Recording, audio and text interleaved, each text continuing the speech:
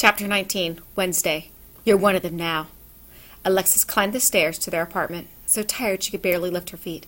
When she had signed up for search and rescue, she had thought it would be easy, maybe even boring, just putting one foot in front of the other, helping the occasional lost hiker, not learning how to read topo maps, not finding dead people, not flagging tiny white scattered bones, even if Ruby was certain they belonged to an animal. When Alexis opened the door, her mom was in the living room, a game of solitaire spread out on the coffee table. The TV was showing a Seinfeld rerun. The sound turned down to a murmur.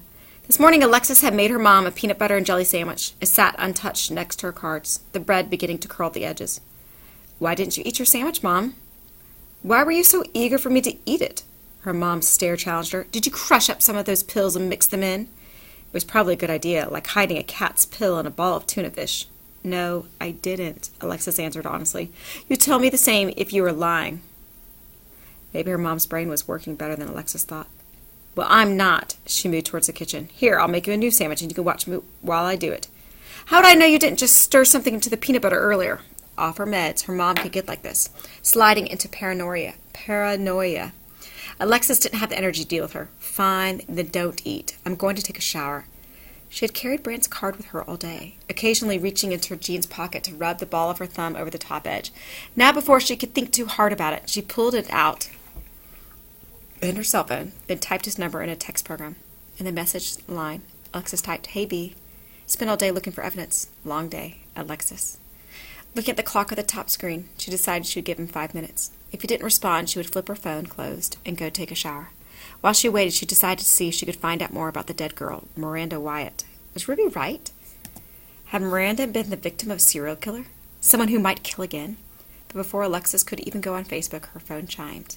Bram? "Hey, A, how are you doing? Did you sleep okay?" B. Her hands were sweating. She wiped them on her pants legs before she typed her answer. Alexis. "A few bad dreams. Up in the middle of the night making chocolate chip cookies." As she hit the return key, she thought about how every word she had typed was true, but not the whole truth.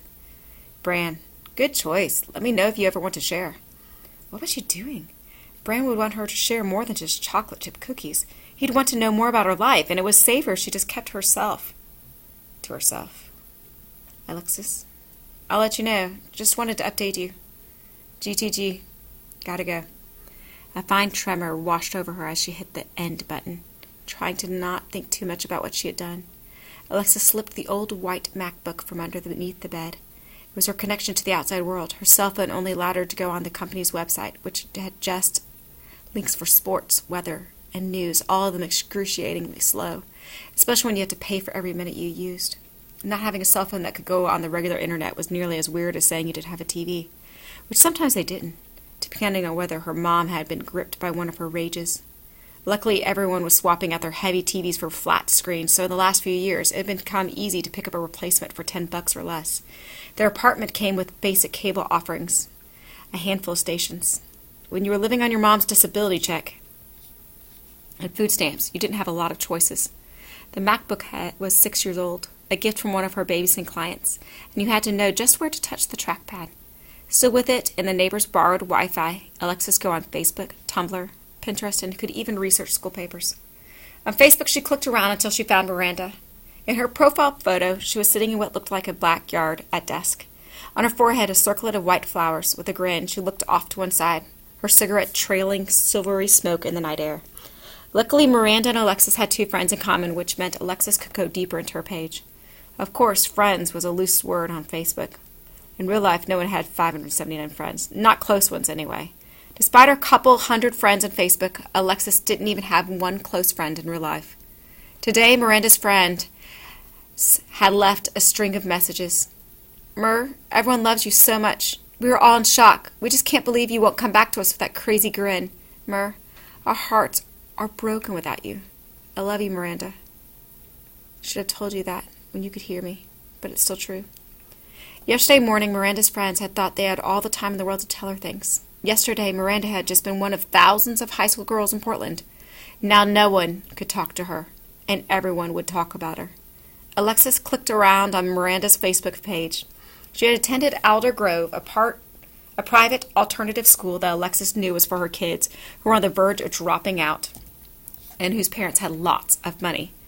Then she clicked on the button for Miranda's photos, and her mouth fell open. Photo after photo of Miranda looked wasted, hanging out with people who looked sketch in places that looked trashed, with broken furniture and tagged walls. In the first photo, she was outside, just as was in her profile picture. Only this time she was posed in a black bra and panties, arms crossed just above her pierced belly button, flashing deuces.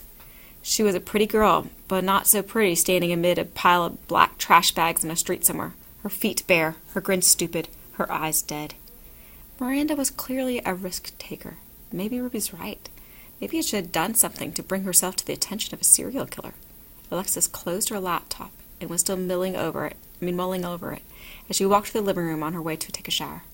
When she saw Alexis, her mom leaned closer and whispered, "What are they saying?" Then she passed on an enormous fake smile and said, "Don't worry. There's no reason to be afraid." Alexis's stomach dropped. "What are you talking about?" "Shh." Her mom's eyes darted to the TV set, where Jerry was sitting in the coffee shop talking to Elaine, Kramer, and George. The sound was turned too low to hear more than murmurs. "Them, the Watchers. What are they saying?" "Mom, they're on TV. It's not real. That show's like 20 years old. The actors are saying whatever the script told them to say 2 decades ago." Reality and her mom had clearly parted company. "And they're not watching us." Her mom shook her head, still keeping her voice low. "They are. You just can't see it. They're sneaky, the Watchers. They like to keep you off guard." She stood up. "I can't stay here. Not while they're watching our every move." "Mom, they're not watching." Alexis went over to the TV set and pushed the power button until the picture blinked off. "There. Now they're gone, okay?" "You just can't see them." Her mom's eyes narrowed. "They're still there. They're still watching." With a grunt, Alexis heaved the TV so that it faced the wall. "Okay, now they can't see anything, just the wall." "They've gotten to you." Her mom's mouth turned down at the corners. Her eyes were full of betrayal. "You're one of them now." She grabbed her mom's arm, thin as a stick, under her sweater. "Mom, it's okay. I'm not one of them, Mom." "Get away from me."